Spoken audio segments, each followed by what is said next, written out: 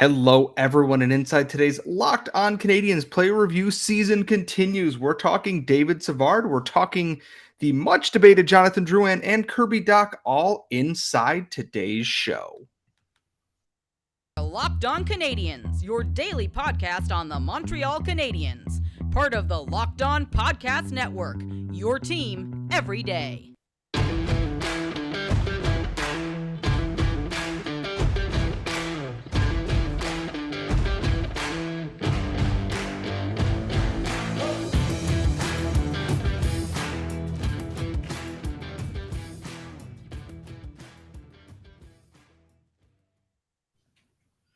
Hello, everyone, and welcome to episode 832 of Locked On Canadiens. As always, we are your daily Montreal Canadiens podcast, part of the Locked On Podcast, where you get your team every single day of the week. Thank you for subscribing wherever you get your daily podcast, or subscribing on YouTube, where you get to see our bright and shining faces 5 days a week during hockey season. I am, of course, one of your hosts. I am Scott Matt, and I'm joined, as always, by the active stick, Laura Saba. And Laura, we've been keeping it kind of low key with player reviews, nice, some good talking points here. Today we get to have a little bit of a debate about two of the names that are on our list. But before we get into that, how are we coping with the fact that Toronto's up 3-1 and they might not actually blow it this time? Honestly, I've decided to ignore that for now. There's going to be a lot of noise. And what we're going to do is we're going to try and come to terms with it, because the only thing that's going to happen is the end of all the jokes. I don't necessarily think that they're positioned really to win the cup, given who they have to go through in the next two rounds in order to even get to the final. And besides that fact is, I'm never going to stop making jokes because they are clearing quite literally the lowest bar possible for the current Toronto Maple Leafs. However, we are not making this podcast about the Leafs as much as they would like that to happen. We are doing player reviews today and continuing on with that. On Thursday, remember, please send us your mailbag or prospect-based questions. We have a very special guest coming on for our recording tomorrow night, so please tweet us at LO_Canadiens for that. And the first name on our list for reviews today is David Savard, the big bearded teddy bear, so to speak, of the defense, who for a second year in a row continues to have to play above what is likely realistically expected of him. And I gotta say, looking at the polls we put out on the Locked On Canadiens Twitter account, I have the percentages here off the votes for David Savard's season. 5.4% of voters gave him an A, 37.8% gave him a B, 37% gave him a C, and 15.7% gave him a D. Color me surprised that it leaned so much heavier A and B than I expected. I thought C would win this by far in terms of fan voting, but it does make me curious. I wonder if people are kind of in the same boat as us, is that David Savard is being asked to play top pairing minutes when he is a third pairing defenseman because they had children and Chris Weidman on the roster besides that. Also injuries. I think that's the thing, is that people are looking at the mitigating factors here, the role that he's being asked to play. When we first decided to talk about David Savard today, I thought about the entire season as a whole. And I say that for effort, obviously he was injured for part of it, like everybody else. I say for effort, he gets an A+, because he did as much as he possibly could. I never saw any games where he was coasting, where he looked disinterested, where he looked like he didn't want to be there. He tried his best. And his job, for the most part, was essentially to mentor Caden Gooley. And Caden Gooley, we talked about him in our previous episode, so go check that out if you missed it. I think that obviously the execution, I would not necessarily give an A or a B or even a C, because it didn't work, right? But the thing is, you have to look at what he got asked to do. It is not his fault in any way that the Canadiens roster was such that he had to play top pairing minutes. It is not his fault that the Canadiens defense as a whole has no identity and there were so many different people playing night in and night out. It is not in any way his fault that he's being asked to play a role that he's not meant to play. He is a shutdown third pairing, block shots kind of guy. He plays with the body. And so when in the moments that he was doing that, he was excelling at it. He was just not allowed to continuously do that. He was being asked to do so many other things, so much more than that.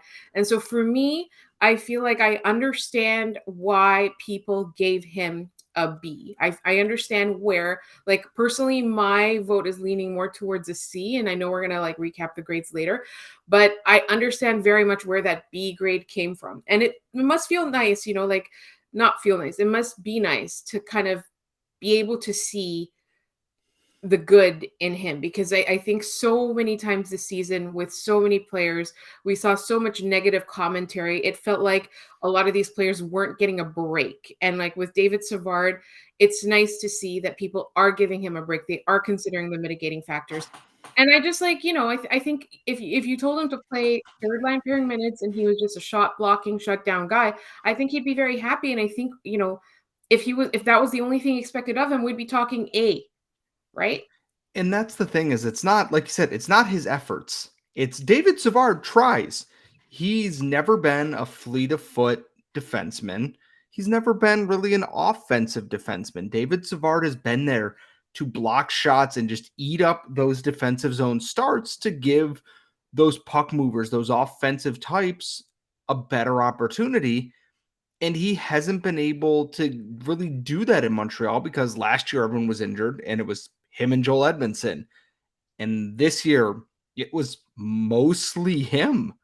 He had Arbor Jacki for a little bit injured, Caden Gooley injured, Justin Barron in and out of the lineup, Jordan Harris, Jonathan Kovacevic. David Savard to me is someone who really does try every time he puts on the sweater. It's just he's not made for that role, and he's got 2 years left on his deal. And my hope is that next season, the Canadiens have a plan in place to put him in a more suitable, fitting role. They're going to have a full season of Mike Matheson, knock on wood here, to play with. That means you can move your Caden Goolies and your other stuff around, and you can give David Savard those easier minutes. And I don't like talking about players like they're only trade assets, but as a team that is rebuilding and has veteran assets on it, every veteran asset is eventually a trade asset. David Savard is a trade asset in the next 2 years. If they can get him into that role where, okay, he puts up the occasional assist, but he eats up those defensive zone minutes in that role, teams pay out the nose for that, especially in the playoffs. Tampa did it. Yeah, they won a cup with it because they were Tampa and they didn't really probably need David Savard, but there are teams that will pay for that kind of veteran leadership on the ice, rightly or wrongly. That's a debate for another day. I think a lot of our listeners understand that we don't dislike David Savard. His style is not pretty. His style is not graceful. His style is not exciting even, but he does what he does, but he cannot be doing that 22, 23, 24 minutes a night because he's not made for that. All respect to him for putting his body on the line like that. The biggest thing next year is for Martin St. Louis to ease his minutes to get the most out of him. And I think he's going to be able to do that. And speaking of listeners using context and nuance when discussing a player, coming up in our next segment, we're going to talk about someone that is incapable of having nuance used in a discussion about them. We're talking Jonathan Drouin, and that's all coming up next. But first, if you've listened to this show since we've gone on air, you know that we at Locked On Canadiens love Built Bar because we love a delicious snack that doesn't have all the sugar and calories. It's the amazing, healthier snack choice. Built Bars are a protein bar that tastes like a candy bar because they are covered in 100% real dark chocolate. They come in flavors like churro, peanut butter brownie, cookies, and cream. We're not really sure how they managed to do that, but inside every single one of these protein bars, it's only 130 calories, 4 grams of sugar, and 17 grams of protein.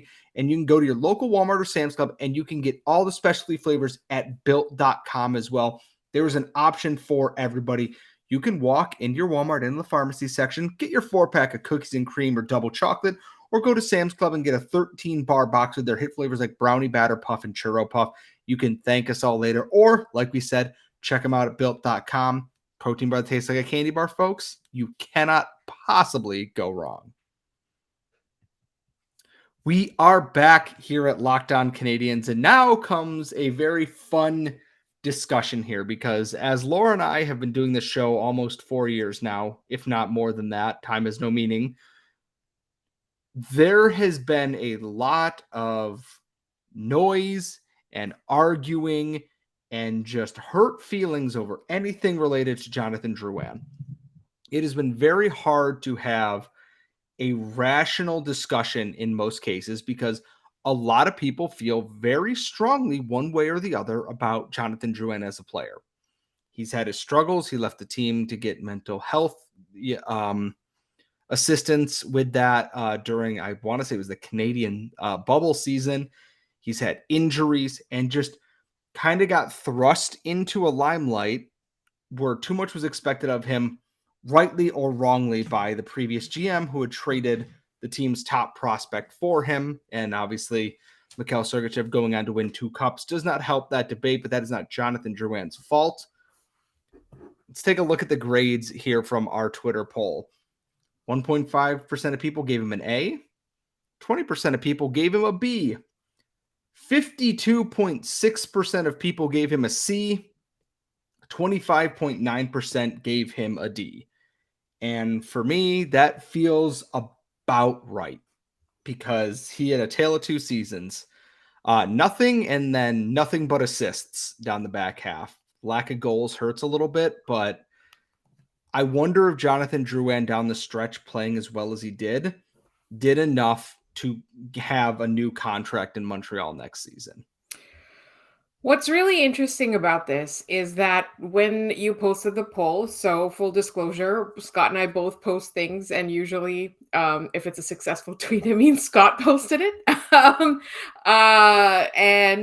Immediately, all I saw was D's. I was looking at it from my personal account, and all I saw immediately, it looked like somebody just like saw the question and could not wait to like hit D, and it was like I think it was 15 votes by then.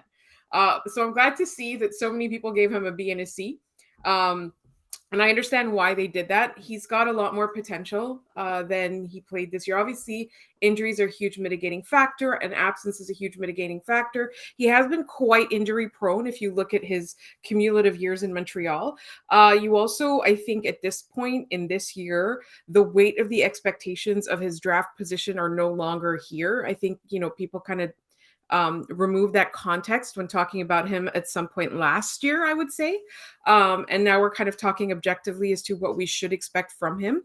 And I think he was okay. I don't think he was phenomenal. I don't think that he was all that great, but I also don't think that he was bad. I really don't. I think there were moments in time in this season where it was clicking. His playmaking ability was there, whether he had the right line mates, the right space, the right amount of time. I thought that he didn't do enough, though, like, to answer your question. Overall, he didn't do enough to be like, this guy has to come back. If the Canadiens bring him back, I totally understand why they would. And if they allow him to walk, I also totally understand why they would. The problem that I find, I think, and it's interesting too, is because I think like the fan base here has just kind of like, they're over Jonathan Drouin. They're like, all right, bye. It doesn't matter, right? Like, it doesn't matter if like he scored like 2 goals a game in the last 20 games. They were just like, it's done. We're over the Jonathan Drouin era. It's time for a new era. And I totally understand that. I also know, Scott, you floated the idea in the past of bringing him back at a drastically reduced number and a drastically reduced number of years, like term. So I understand that as well, is that if the Canadiens wanted him and he was useful and it was like so much less than what he's making now, I totally get it.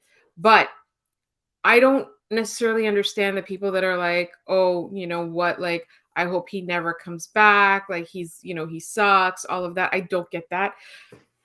I thought it was really interesting that we've got a couple of comments in our tweets and in our YouTube replies as well, where some people want him to come back and prove everybody wrong. And I think that that's just a lot of pressure in Montreal. And here's the thing is, he said in his exit interview, he's loved his time here, even with that pressure. And that pressure was he was traded for and then made to be a center as a franchise savior. And everyone who looked at his underlying numbers went, this is not a guy who is going to be your star piece. He is a very good auxiliary piece to a team. And this year, he was showcased that he's a very good distributor of the puck. When he is on his game, he moves the puck very well and fluidly. He's not a defensive wizard. He is what he is at this point. And I feel bad that he was brought in and basically the expectation was, please save our franchise. We just traded all these things out here. And then Carey Price was injured, coaching changes. He was injured, never able to live up to that. And my thought is if Montreal brings him back, it won't be at this price. I'd be shocked if it's over $2 million, to be quite honest with you.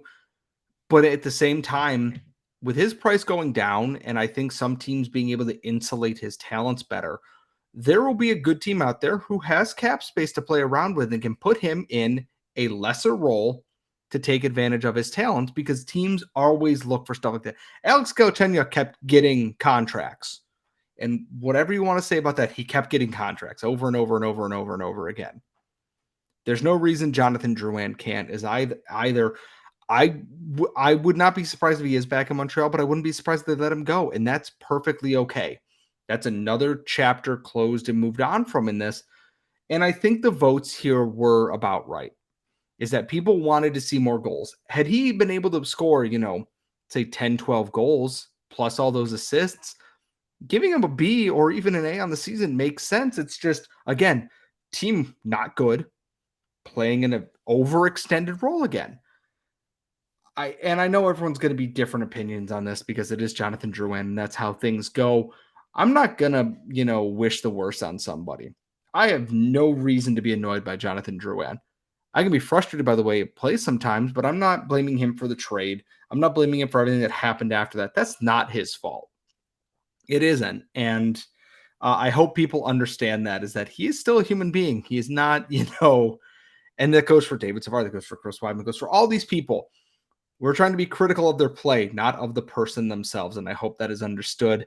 But we've kind of gone through two of the more maligned players, depending on where you stand on things. We're going to end with one of the newest Montreal Canadiens this year. We're going to end with brand new second line center Kirby Dach, and that's all coming up next. But first, for a championship team, it's all about making sure every player is a perfect fit. It's the same when it comes to your vehicle. Every part needs to fit just right. So the next time you need parts and accessories, head to eBay Motors. With eBay Guaranteed Fit, you can be sure every part you need fits right the first time around. Just add your ride to My Garage and look for the green check to know when the part will fit or your money back. And because just like in sports, confidence is the name of the game when you shop on eBay Motors. And with over 122 million parts to choose from, you'll be right back in the game in no time. After all, it's easy to bring home a win when the right parts are guaranteed. Get the right parts, the right fit, and the right prices on ebaymotors.com. Let's ride. eBay Guaranteed Fit, only available to U.S. customers. Eligible items only. Exclusions apply. We are back here at Locked On Canadiens. And remember, we are doing a prospect-focused episode tomorrow night to launch on Friday. So send us any of your prospect questions at LO_Canadiens, LockedOnCanadiens@gmail.com. In the YouTube comments, don't be a jerk. Simple enough. Let's wrap up this show on a good note, shall we, Laura? I was in the building for the draft in Montreal this past July. July. It was July. It was July. Feels like 10 years ago at this point. Saw Slafkovsky go first overall, and the din and the chaos of all that. As I'm sitting next to my eyes on the prize compatriot, Jared Book, he goes down into the room to listen to Slafkovsky's press conference. I am sitting up there just kind of watching the draft proceed, talking with a couple of other people. Gary Bettman walks up to the stand and goes, I have a trade to announce. Gets booed. Goes, one of them involves Montreal. Crowd goes wild. Canadiens traded Alexander Romanov and a second-round pick, 66th overall, to the Islanders. The Islanders send them pick number 13 and a third or fourth round pick, and they flipped that to the Chicago Blackhawks for centerman Kirby Dach.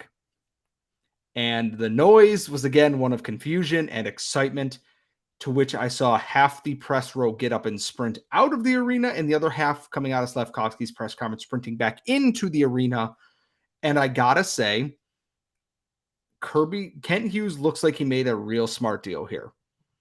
Kirby Dach had a strong first injuries, again, whether they're his fault, the training staff's fault, who knows? But Kirby Dach is someone who started as Nick Suzuki's winger and ended the season as a very ingrained, confirmed number 2 center on this team, playing really, really good hockey. hard to not be excited. I have the vote tally here once again. Out of everything, he had no D's, 0% D's. 31% gave Kirby Dach an A. 60.4% gave him a B. 2.7% gave him a C. Again, feels right about right. I gave Kirby Dach an A. I thought he had a real good first season considering the circumstances. And we've said it before, sky's the limit, right? Well, that's it. I think it depends on if you're grading him on his potential and what you expect him to bring to the team. And if you grade him on what he did this year, I think a large part of this year, like, yes, there were magical moments and magical plays. He's really good at creating space, et cetera, et cetera. When he played on the first line, he saw success there. You know, you can move him from center to wing to center. I gave him, well, I'm not going to say because we're going to do it at the end. But I thought that everything that I saw from him was potential, potential, potential, potential, right? Like every time he made a good play, as you saw him progress after the first few games, you saw him get better and better. You saw Martin St. Louis rely on him more. You saw him get used to the role, get used to whoever line mates he was playing with, find magic on the first line with Nick Suzuki. I saw that and I was just like, wow, sky's the limit. Exactly like you said, potential, potential, potential. That's what you were seeing. So I really, really like that aspect of it. I looked at his underlying numbers and most of the time, like there were very few players that had consistently good nights throughout the season. Obviously, the Canadiens themselves weren't good. You know, we can say that like we as many times as possible, but it still bears repeating because they were not good. But I was very impressed with Kirby Dach. And to me, I had no expectation coming in because I did not know what to expect, right? Like I remember specifically before the season started, we asked a lot of our guests, like, what do you think about this Kirby Dach thing? What do you think he's going to bring? Because he was such an unknown quantity. Like he was drafted third overall. And then he had that injury, that wrist injury. He was misused in Chicago, but who wasn't? Like, so there, honestly, like to me, I didn't know what to expect. So coming in and saying, okay, this is a brand new player nobody's heard of. If you pretend nobody's heard of him and you don't add expectation or context or whatever, like that was a really impressive first season with the Montreal Canadiens. And like he played 58 games. He missed times with that mysterious lower body illness, whatever that means, and then got a concussion to end the season in that game against the Sabres. In 58 games, he put up 38 points, 14 goals, 24 assists. And he's someone who just got better. Every line he played on got better when he was on there. That line of Suzuki, Anderson, and Dach, or Caulfield, Dach, and Suzuki, whatever, worked because Kirby Dach is such a good facilitator with the puck. And then on that second line where he played with Josh Anderson, he played with Jonathan Drouin, brought the best out of them as well. He makes it easier for his line mates. And I look at this next year, you could put a Harvey Pinard or Jesse Alonen on one of his wings there. You could put, let's say, they pick, in the top 3, stick someone on his wings there. There's a lot that you can do with Kirby Dach on this team. He allows them so much more flexibility. Is because we love Jake Evans. We do. Jake Evans is not a second line center. Christian Dvorak, not really a second line center. We don't even know if he's going to be here beyond this year. Having that 1-2 of Dach and Suzuki in as your top 2 centers, and then you're adding beyond that, plus the draft this year, is such a blessing for the Canadiens. And I think Martin St. Louis just allowed Dach to use those instincts. I'm reading some of the quotes from elite prospects here. Capability to bury the shoulder, drive to the net, did that. Coordinated with wrist, unique dangles, given the length and his skill level with the puck. We saw that. He has the ability to slow the game down and take over. Size, strengths, offense first mentality, incredible vision and passing ability. He is something this team, he reminds me a lot of Thomas Plekanec in some ways. Maybe not as defensively, savvy, the veteran there, but that comes with age. But he finds those areas to make plays happen. He's such, and I keep saying facilitator. And that's, I think, the best way to describe him. He can get the puck out of the defensive zone because he's very good covering it with his wingspan. In transition, he has the speed and stride to make things happen. And then in the offensive zone, just along the boards, he's a big dude. He's not easy to slow down in the offensive zone there. a healthy year next year, healthy line mates, and I wouldn't be shocked to see Dach be 50, 55 point guy next season if all goes well. I don't think that's Any parting unreasonable at thoughts? all. I don't think, sorry. I was on mute and I didn't realize. I was just like agreeing and nodding. Um, and then there was a noise, so I had to stay on mute for a second. But I don't think that's an unreasonable expectation. I think if you tell me, like, who are you most excited to see next season, I would say the first is Cole Caulfield, the next is Nick Suzuki, and the next is Kirby Dach. And then obviously Caden Gooley, don't yell at us, Kay. But I think, I'm so excited to see what's next for Kirby Dach. And even if he's not that number one center that, an entire team can build around, like a Thomas Buchanan's, like somebody like that, and he's got the intelligence to learn that defensive game a little bit better. So for me, I'm just so excited about him. And like I'm very excited for next season with Kirby Dach and Nick Suzuki and everyone else. That is actually going to end the player reviews. Oh, we didn't do the for grades. This week. We didn't do each of our grades. I mean, I gave Dach an A. Okay. I gave Dach a B. I gave David Savard a C. I gave Jonathan Drouin a B, hesitatingly. I couldn't decide between a B or a C. I gave Drouin a C and I gave David Savard a B because again, he's playing above what his pay grade is meant to be. As always, sound off in the comments. We do have our mailbag and prospect episode for Friday and so much more coming up. Please follow us at LO_Canadiens, LockedOnCanadiens at Gmail. If you have longer questions, follow Laura at The Active Stick. Follow myself at Scott Matla. We will see you all next time.